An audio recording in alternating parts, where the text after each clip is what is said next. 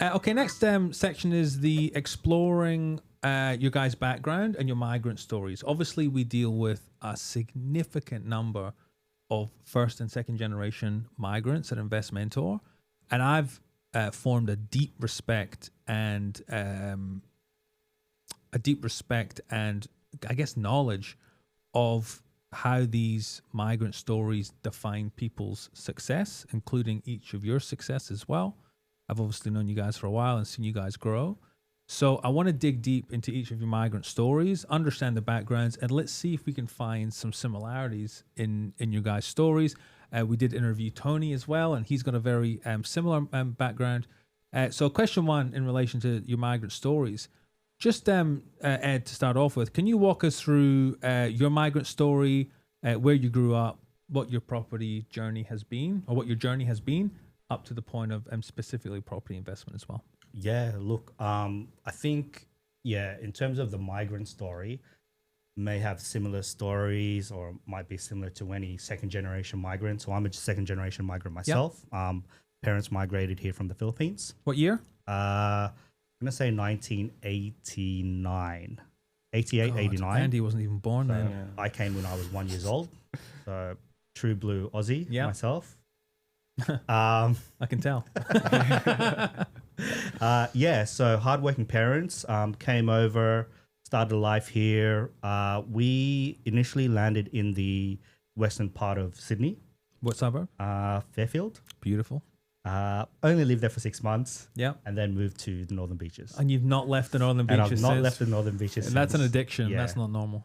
So, look, both hardworking parents. I grew up watching them, do the hard yards. My dad had a very laborious job. What did he do? It was mostly factory jobs, but like he worked in like the metal industry. Yep. So I remember him like lifting heavy metal objects around, forklift jobs, things like that. And then my mom was in a factory as well, like more like process working. But she did like long hours or long commutes to work. So I basically watched them, grow up working hard, give a better life to my sister and myself. Yeah. And today we live in the Northern Beaches. God, you love this Northern Beaches. It always ends at the Northern Beaches. I agree. Northern Beaches is something else. It is. Yeah. So with their migrant story, what did they come to Australia with? Because there's a lot of, and I'm going to talk about a lot of migrant misconceptions. There's a misconception that migrants come to Australia with like bags of money and come and land here and buy property and have a great life.